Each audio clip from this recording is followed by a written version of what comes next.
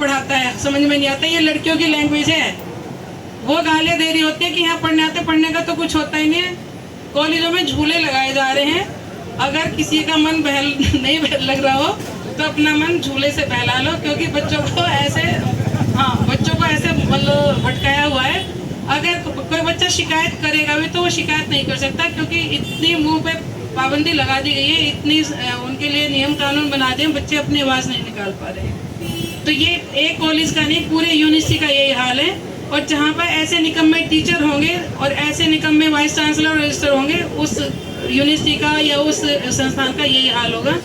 तो मैं तो यही गुजारिश करूँगी कि जो इतने दिन से हम यहाँ दरियों पे बैठे हुए, इनको शर्म आनी चाहिए, क्योंकि जो हम बोते हैं वही काटते हैं। जो आज ये बो रहे हैं कल यही काटेंगे। एक छोटा सा श्रवण कुमार का एक किस्सा सुनाऊंगे। अपने माता पिता को यात्रा पे ले जा रहे थे, रास्ते में उन्होंने पानी की जिज्ञासा की, तो श्रवण कुमार उनको एक तरफ बिठा के और पानी लेने चले गए।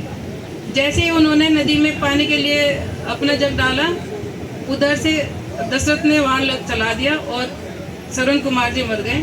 और वहाँ से वो देखते कि कुछ गलत हुआ, तो वहाँ आके दशरथ जी ने क्या किया, पानी लिया और वो श्रवण कुमार के माता पिता को पिलाने के लिए चले गए। उन्होंने पहचान लिया हमारा पुत्र नहीं है, और उन्होंने बोला आप कौन है, आप हमारे पुत्र तो नहीं हो सकते।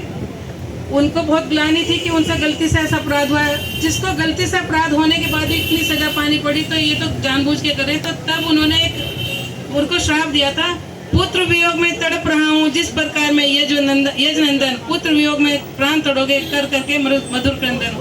तो जब रामचंद्र जी को वनवास हुआ था तो दशरथ का ये हाल हुआ था। तो जो अनजाने में भूल होती है, अगर उसका भी ईश्वर रिजल्ट निकालता है, तो ये तो जानबूझ के ऐसी गलतियां कर रहे हैं, तो इसका भी कुछ अच्छा ही होगा इनके साथ। तो ईश्वर से यही दुआ करेंगे कि इनको सद्बुद्धि दें और हमारे कर्मचारियों का भला करें और सबकी रोजी रोटी अच्छे से चले, क्योंकि हाँ हाल भी यही होगा। क्योंकि जो हम करते हैं हम वही काटते हैं, जो ये बोल रहे हैं वही काटेंगे। और सबसे बुरी बात क्या है कि जिस आदमी का इतने अच्छे पद पे बैठ के सम्मान नहीं है ना, जीवन में आदमी सम्मान के लिए घूमता है। रोजी रोटी तो सभी करते हैं और रोटी तो सभी खाते हैं, रोटी तो कुत्ता भी खाता है, भूखा वो भी नहीं सोता है। तो जहाँ सम्मान नहीं है ना, और जिस पद का सम्मान नहीं है, वहाँ पे जो ना उचित ये था कि अगर इनकी नहीं चल रही है, ये नहीं कर पा रहे, तो उनको खुद ही सम्मान पूर्वक छोड़ के चले जाना चाहिए था। और देखो भाई, कविता लिखती हूँ, वो ना सुनाऊं तो ऐसा तो अपने साथ में अन्याय हो जाएगा। सड़कों पर पिघलती जिंदगियां, सड़कों पर पिघलती जिंदगियां दिल्ली विश्वविद्यालय की दीवारों से सटकर सोती हैं। सड़कों पर पिघलती जिंदगियां दिल्ली विश्वविद्यालय की दीवारों से सटकर सोती हैं। जहां ज्ञान के दीप जलते हैं, वहां अंधेरों में माँ बेटे की रोजी के लिए रोती है। जहां ज्ञान के दीप जलते हैं, वहां अंधेरे में माँ बेटे की रोजी के लिए रोती है। धूप की गर्मी में पसीने से इतिहास गल गए, धूप की गर्मी में पसीने से इतिहास गल गया। इन अधर्मियों की अनदेखी से धरना 3 महीने चल गया, इन अधर्मियों की अनदेखी से धरना 3 महीने चल गया। और जमीन इतनी तप रही है कि भविष्य जल गया।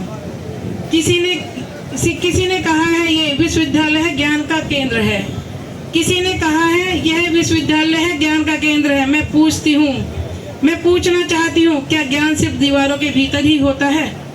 मैं पूछना चाहती हूँ, क्या ज्ञान सिर्फ दीवारों के भीतर ही होता है?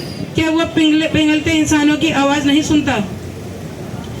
हर दिन किसी का बच्चा भूखा सोता है, फीस जमाना हुई स्कूल में, इस अपमान से बच्चा रोता है।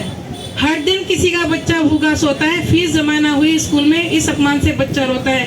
क्या बुद्धिजीवियों के सीने में दिल नहीं होता? क्या उनके सिलेबस में संवेदना शब्द नहीं होता? इतनी निर्दयता किसी भी मानवता के लिए अशोभनीय ही नहीं, घातक है। धन्यवाद भाई। डुक्कू डुक्कू डुक्कू, नारी शक्ति, नारी शक्ति, हमारी एकता, हमारी एकता, हमारी एकता। न्याय करो या न्याय करो या न्याय करो या न्याय करो या। इंकलाब इंकलाब इंकलाब, वंदे वंदे वंदे। धन्यवाद भाइयों।